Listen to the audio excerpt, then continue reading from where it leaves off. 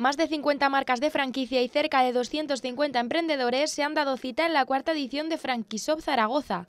En este encuentro tienen lugar alrededor de 250 reuniones de trabajo. Sectores como el de la inmobiliaria, la distribución alimentaria o el de la cosmética han presentado sus propuestas a los emprendedores aragoneses.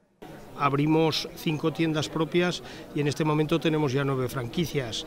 Dicen que algo tendrá el agua cuando la bendicen, ¿no?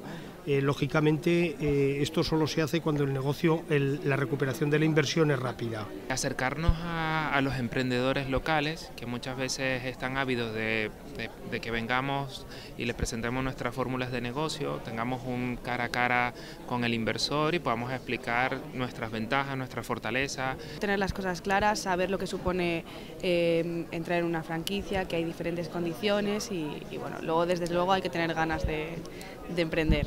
Nos da la oportunidad de explicar a un amplio número de gente nuestro modelo de negocio mucho más rápido que esperar a reunión tras reunión. El objetivo es emprender negocios de este tipo y crear empleo en la comunidad. Y tras encuentros como este, el resultado es muy positivo. Nuestra experiencia nos dice que se crean aproximadamente entre 15 y 20 nuevos negocios tras la celebración de una feria. Esto repercute directamente en Aragón, un territorio que se presta a este tipo de negocios. Aragón es la sexta comunidad con mayor desarrollo en España, que tiene 36 centrales franquiciadoras, que hay 1.800 locales en todo lo que es la comunidad de Aragón y que da trabajo a 6.800 personas, ¿no?